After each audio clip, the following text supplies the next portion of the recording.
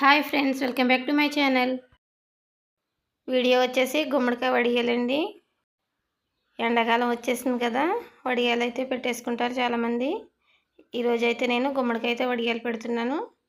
ముందుగా ఒక గుమ్మడికాయని తీసుకుని శుభ్రంగా కడిగి కాటన్ క్లాత్తో నీట్గా తుడుచుకోవాలి, చెమ్మ లేకుండా. తుడుచుకున్న తర్వాత ఈ విధంగా అయితే గుమ్మడికాయని కట్ చేసుకుని చిన్న చిన్న ముక్కలుగా వీడియోలో చూపిస్తున్నట్టు కట్ చేసుకోవాలి.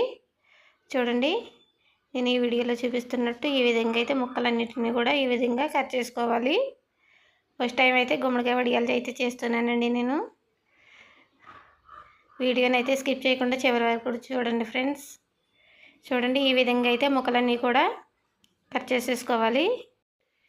ఇప్పుడు గుమ్మడికాయ ముక్కలు కాటన్ క్లాత్లో వేసుకుని ఇప్పుడు ముక్కలకి సరిపడా కల్లుప్పు అయితే వేసుకోవాలి. ఈ విధంగా కల్లుప్పు వేసుకుని బాగా పిసుకుతూ కలుపుకోవాలి. ఇందులో వాటర్ అంతా బయటకు వచ్చేంత వరకు కలుపుకోవాలి. ఈ విధంగా అయితే గట్టిగా పిసుకుతూ కలుపుకోవాలి. ఇప్పుడు ఈ విధంగా వీడియోలో చూపిస్తున్నట్టు మూట కింద కట్టుకుని ఇప్పుడు ఇందులోని వాటర్ అంతా బయటకు వచ్చేంత వరకు గట్టిగా పిండుకోవాలి. వీలైనంత వాటర్ బయటకు వచ్చేంత వరకు గట్టిగా పిండుకోండి. ఈ విధంగా పిండుకున్న తర్వాత ఒక పీట మీద పెట్టి దీనిపైన ఒక బరువు పెట్టుకోవాలి. నైట్ అంతా ఉంచినట్లయితే వాటర్ చూసారా ఏ విధంగా అయితే బయటికి రావాలి. ఇప్పుడు నేను నైట్ అయితే 1/2 కేజీ పప్పు వరకు నానబెట్టుకున్నానండి. మినపప్పు ఉదయం అయితే కడిగేసి ఈ విధంగా గ్రైండర్లో వేసి గ్రైండ్ చేసుకోవాలి.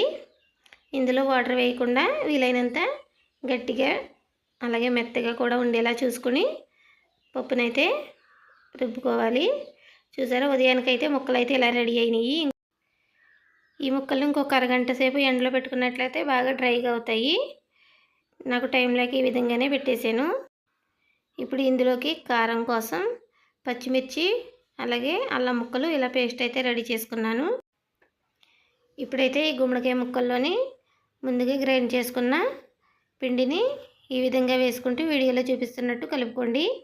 అలాగే పచ్చిమిర్చి అల్లం పేస్ట్ని కూడా ఈ విధంగా కలుపుకున్నాక కొద్దిగా పసుపు కొద్దిగా జీలకర్ర కూడా వేసుకుని బాగా కలుపుకోండి.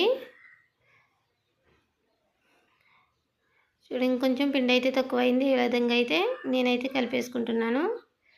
చూడండి, వీడియోలో చూపిస్తున్నట్టు ఈ విధంగా అయితే ముద్ద అయితే రావాలి. ఇప్పుడు ఒక కాటన్ క్లాత్ తీసుకుని తడిపి గట్టిగా పిండుకోవాలండి. చెమ్మ లేకుండా గట్టిగా పిండుకుని ఈ విధంగా అయితే వడియాలన్నవి పెట్టేసుకోవాలి.